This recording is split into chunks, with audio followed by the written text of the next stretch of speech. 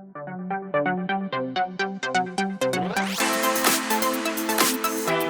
everyone, it's Ryan again. Today we're going to be looking at how to install and set up HACS. Now, what is HACS?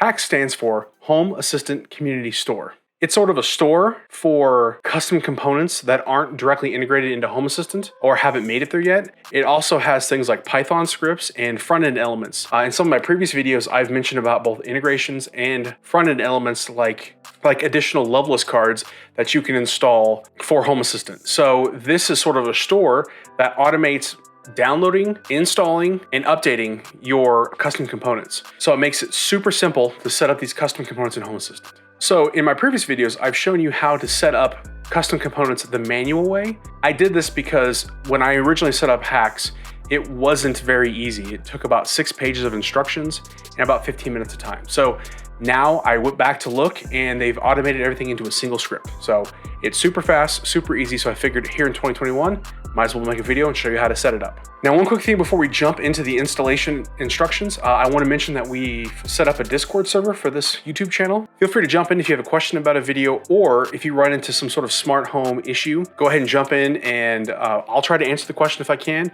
Hopefully another member of the community will help as well. So my goal is just to set up a community so people can come and ask questions and share knowledge about home automation and smart home technology. So let's jump into the setup. All right, so the first thing we need to do is visit the URL here below, hacs.xyz, hacs.xyz, and that'll take you to the main information page for HACS. We're gonna click on installation. And so again, it's a pretty easy step-through process, but I wanted to create a video to make it easier for those of you who like to learn visually. If you would like to, you can skip the video and just go straight here and follow the instructions, but I'm gonna try to make this as fast as possible.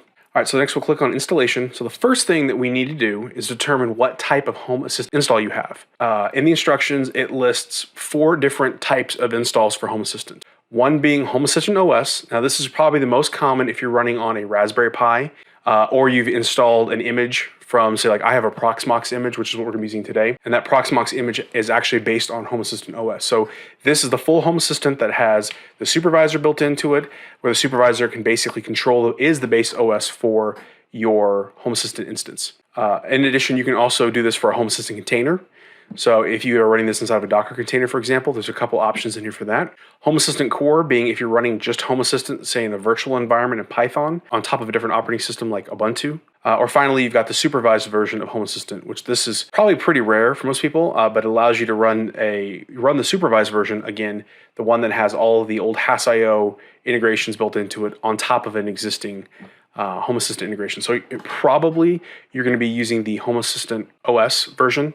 The easiest way to tell is to click in your Home Assistant instance, go down to configuration, then scroll all the way down to the info tab down here. And then right here, it'll tell you which type of installation type you have. So in my instance, I'm using a Home Assistant OS, and both of my versions, both my production version, which is running on a Raspberry Pi 4, and my test version here are both running Home Assistant OS.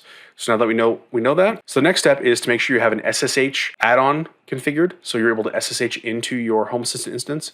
So in this case, I have the terminal and SSH add-on configured and installed. One thing to note is if you don't see this as an option in the add-on store, then that means you're not in advanced mode. Go up to the URL of your Home Assistant instance and type in /profile after the port number, and that'll bring up your Home Assistant profile.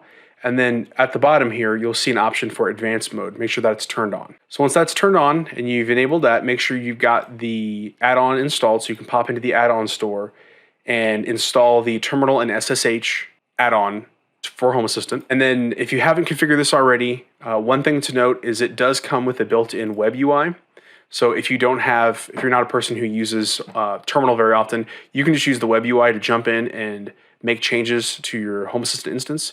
Or if you want to be able to access this using something like PuTTY or Terminus, you need to go to configuration and make sure that your network has a port. This is actually set to disabled by default. So make sure you set this to port 22 and hit save, and then it'll ask you to restart the add-on. That way you can access it using something like Terminus, but I'll go ahead and just show you in the web UI because it's built into this particular add-on. So now that we've got this set up, and again, it says Home Assistant OS version, Home Assistant OS. So let's grab this script here. We're gonna paste that into our terminal. So this is going to grab this install bash file and go ahead and run it. So we'll just paste that in and hit enter. And it's gonna step you through all of the pieces and parts, which is pretty fast. It grabbed the HACS.zip file, created the directory, unpacked the directory, removed the zip file, and finished the installation. So now we need to, as the instructions say, we'll go ahead and restart Home Assistant, and then we'll go through the configuration process next. Okay, so now that Home Assistant is back up and running, let's go ahead and go back to the overview page, make sure everything's working fine. Now, one of the things that it recommends you do, and you have to do at this next step, is to do a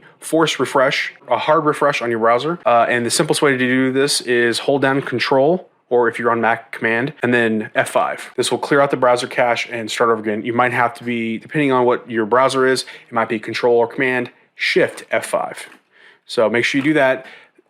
That way the interface is refreshed and it knows that HACS is actually available. So we'll go down to Configuration, Integrations, and click Add Integration. We'll go ahead and type in HACS here, and there we go. Click on that, and it's going to go ahead and finish configuring and installing HACS.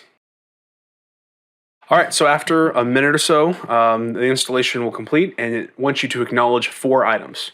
1, how to access your Home Assistant logs, which is just under Configuration Logs. 2, that there's no add-ons in HACS, so you won't be going into the add-on menu once you've managed HACS. You'll actually be in integrations or part of the front end. There's not an add-on in here for the supervisor. Check that you know that everything inside of HACS is customized and not supported by Home Assistant. So if it breaks your Home Assistant instance, don't call or don't yell at Home Assistant. And finally, if you run into any problems with Home Assistant, make sure you disable your custom components. That's always a good rule of thumb anyway. So check all 4 of those boxes and click Submit. All right, now you'll see a code down here, which I've got blurred out. It's an 8-digit code. Now we need to grab that code and copy it. And then we're going to click this link to go ahead and go to GitHub. So it requires a secure connection with GitHub to pull down the latest repos. So we'll go ahead and sign in with your GitHub account. If you don't already have one, you can go ahead and create a new account here. So I'm just going to skip through this real fast. All right, so let's go back over here. Now that we're logged in, make sure we've got this key here, and we'll paste it into these boxes and hit continue. Then it's going to pop up and it's going to say, hey, do you trust and authorize HACS?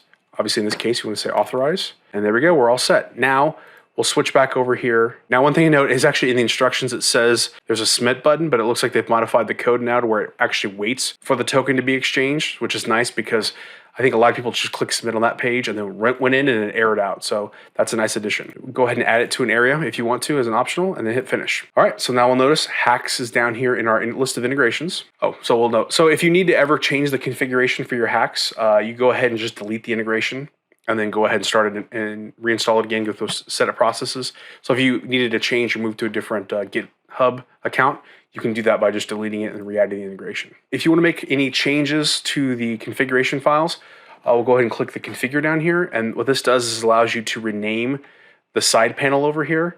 You can also change the icon if you wanted to have a different icon. The number of releases to show, so if you only want to see the last 5 releases, you can make this just the current latest release if you wanted to. You can also filter out by country code, so if you wanted to remove stuff, if you wanted to take out a particular country or just do your specific country's integrations, you can do that as well. There are some advanced checkboxes here at the bottom. If you use app daemon and net daemon, there's an option here to enable those particular apps to be shown up in HACS. You can enable debug if you're having a problem with HACS itself, or you can enable some experimental features, which I'm not sure which they are right now, but I'm sure there's something interesting in there. So click submit, and it says success. Options are successfully saved. So we'll notice over here on the left, there's now a HACS option on our Home Assistant sidebar. All right, for this last section of the video, let's just take a quick tour of HACS, and we'll see kind of what some of the integrations and how to install them. So you'll notice if you click on the HACS icon, you've got a couple options on here. One for integrations and one for front end. Integrations are where you're going to find things like custom components, and then front end is where you're going to find elements like custom cards for Lovelace. So we click on there, and you'll notice there's nothing in here right now. That's because we don't have anything installed. Go down to the bottom corner here, and we'll click Explore and Add Repository. So how it works is you basically link HACS to a particular GitHub repository, and then it will pull down and install it based on how the author has it set up to be installed. So you could set up things like the Xiaomi gateway. So this is, by default, it's sorted by stars. So how many GitHub stars they have. So you can kind of see which is the most popular one at the top. So you'll see a ton of ones in here. Like for example, in my previous videos, we've talked about the cloud map extractor. There's a whole bunch of different items that you can install. So to install it from here, you would just click on one of these. It's going to pull down all the information from the repo. And then at the bottom here, it says install this repository in HACS. So click that, select which version you want, which is always going to default to the latest. Click install. Now you'll notice it says, it's in red here saying pending restart. So in order to enable this, we have to restart Home Assistant. and then it will allow you to continue and configure it. If we go to the front end element, we'll be able to do the same sort of thing, but here we'll see just front end element items. So the mini graph card, which I really like for more detailed graphs, I showed you back in my crypto video. The mini media player is really nice as well. It makes a compressed media player instead of the large button. It's a much smaller one with all the same details. Dark thermostat card. So all these are kind of the most common used ones. So these are great to explore and play around with. So that way you can get some additional features out of Home Assistant that aren't in the built-in cards. There's just infinite ones in here. In addition, you can also come up here and you can control whether or not you're going to see Lovelace elements or themes. So if you wanted a particular theme, you can scroll down in here, search for dark theme, search for midnight theme, and if you click on the repo, it's going to show you an example of what the theme is going to look like. So this is super nice because you can find a theme that you like, you can install it, and then I have it set up in mine where an automation switches between light and dark mode on there automatically. So now you have a fully functioning HACS setup in your Home Assistant instance. Hopefully that helps you install some custom components or themes and follow along with tutorials a little bit faster because you don't have to go through the manual process, which involves refreshing and all the stuff like that. So if you'd like to see some of my favorite custom components or UI elements, you can click here below to go to a blog post that I've outlined some of my ones I've used in previous videos and some of the favorite ones that I like to use on a day-to-day basis on my production version of Home Assistant. So now you can jump back to some of my previous videos where I've talked about integrations or custom components, and instead of having to go through the manual process, you can just search for them in HACS, and then you'll have that available much faster than you would the manual way. So if you want to click here, up in this card up at the top, it'll take you to the playlist of videos that I have that deal with custom components for Home Assistant. So if you have any suggestions for future videos or things that you'd like to see, please make sure to leave them in the comments below, or go ahead and join our new Discord server and make a suggestion in there. Actually, I need to create a channel for suggestions so people can vote it up and things like that. So I hope you have a great rest of your day and enjoy the rest of your summer.